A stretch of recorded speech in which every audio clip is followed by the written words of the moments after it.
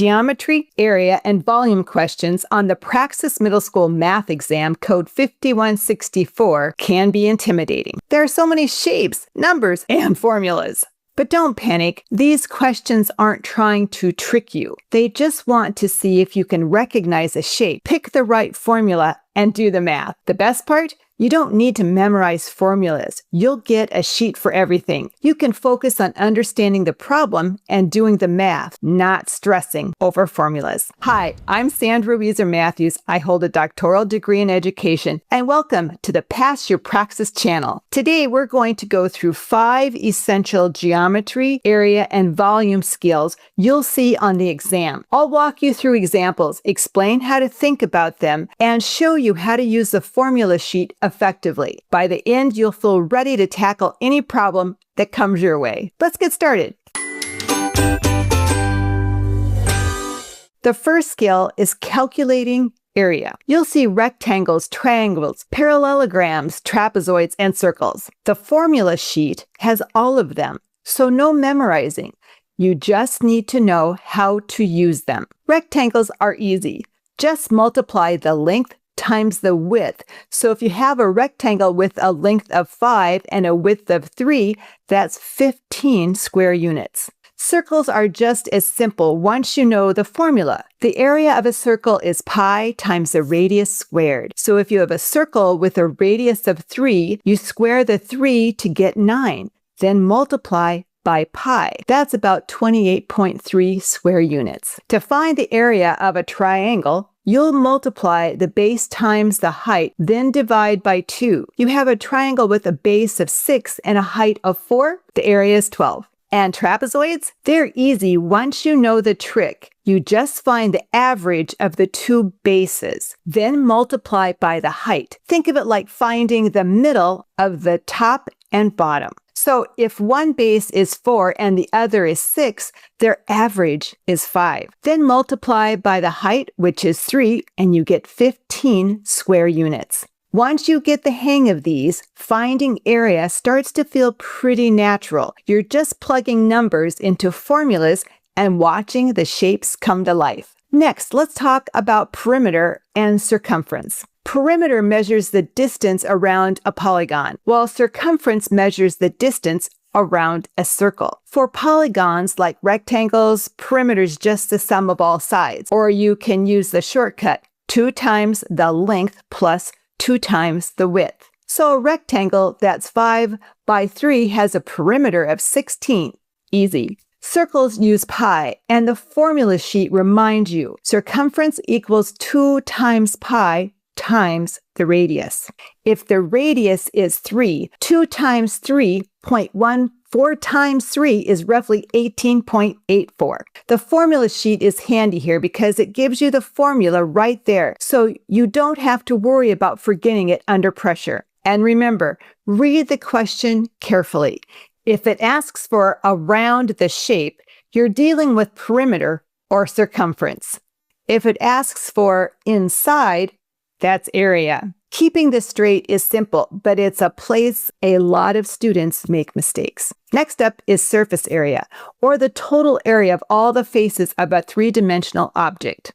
You'll see rectangular prisms, cubes, and cylinders the most. Again, the formula sheet lists them clearly, so you don't have to memorize each calculation. Take a rectangular prism. The formula is 2 times the sum of length times width, length times height, and width times height. Picture a box that's 3 units long, 2 units wide, and 4 units high. If you multiply the length and width, you get 6. Then multiply the length and height, that's 12. And if you multiply the width and height, you get 8. Add them to get 26. Then multiply by 2 to get 52 square units. That's your surface area.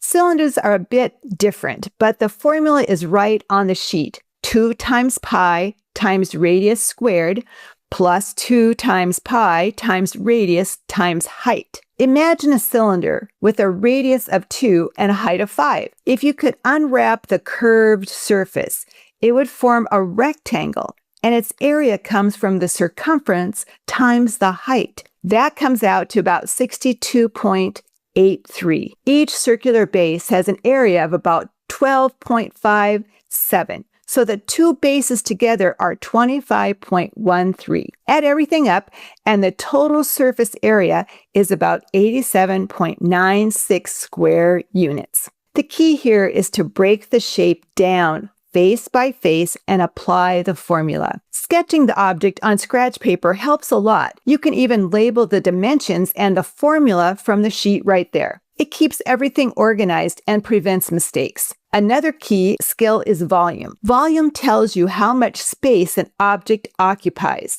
You'll see rectangular prisms, cubes, cylinders, cones, and spheres. Again, the formula sheet is there to remind you of the formulas so you can focus on applying them. For a rectangular prism, multiply length by width by height. A prism 3 by 2 by 4 has a volume of 24 cubic units. Cubes are even simpler. Just raise the side to the third power. So if each side is 3, that's 3 times 3 times 3, which equals 27 cubic units. Cylinders are pi times radius squared times height. So a cylinder with a radius of 2 and a height of 5 gives 62.8 cubic units. Cones are 1/3 of that. Just multiply the radius squared by the height by pi, then divide by 3. For example, let's take a cone with a radius of 3 and a height of 6. Using the formula 1/3 times pi times radius squared times height, the volume comes out to about 56.55 cubic units. Spheres use 4/3 times pi times radius cubed, so a radius of 3 gives roughly 113 cubic units. Volume questions often come in real-world context. How much water does this tank hold? Or how many smaller boxes fit inside a larger one? The formula sheet ensures you don't get stuck on remembering formulas. You just plug in the numbers and calculate. Finally, you'll want to feel confident converting units. Units are critical.